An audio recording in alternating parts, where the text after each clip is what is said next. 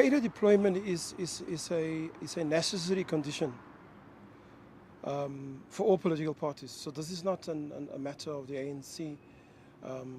It's a matter that runs across the political parties. Let me give you this scenario.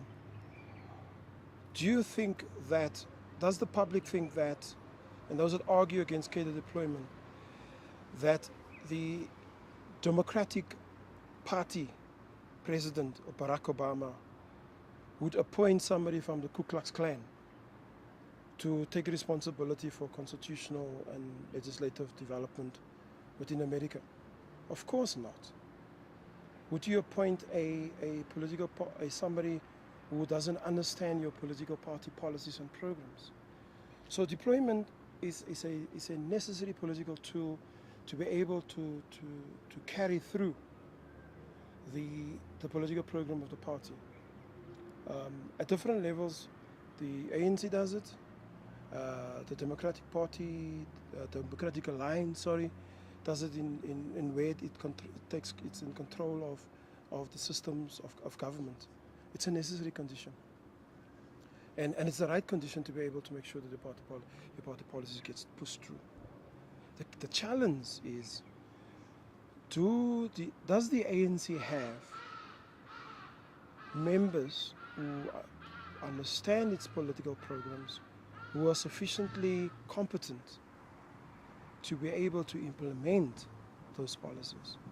And clearly there's a need to look at across the board as to how do we build a capable, professionalized, competent public service to be able to drive policy programs of the political party as in charge of a particular area of government.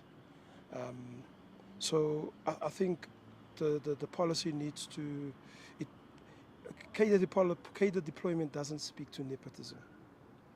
It doesn't speak to appointing people that are out of their depth in terms of the responsibility of the job.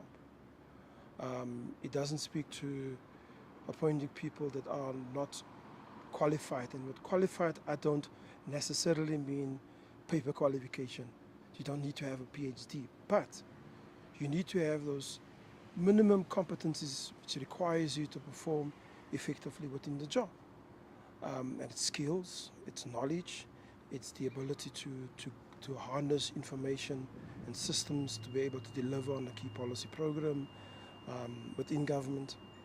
Because what it requires is that the party program needs to be translated inside government, because the party has agreed with the public that it will implement its manifesto. So you need people that understand the ethos, understand the origins of the manifesto, what the policy program wants, and how the policy program will ensure social change. But there's another element of deployment which we sometimes miss, is that people also get deployed to represent the political party. And there's probably a need for the ANC to look at how it deals with people that it deploys to represent it in the various structures of government. Particularly, I'm talking about the legislatures and parliament. And it applies its own criteria as to how the ANC does it.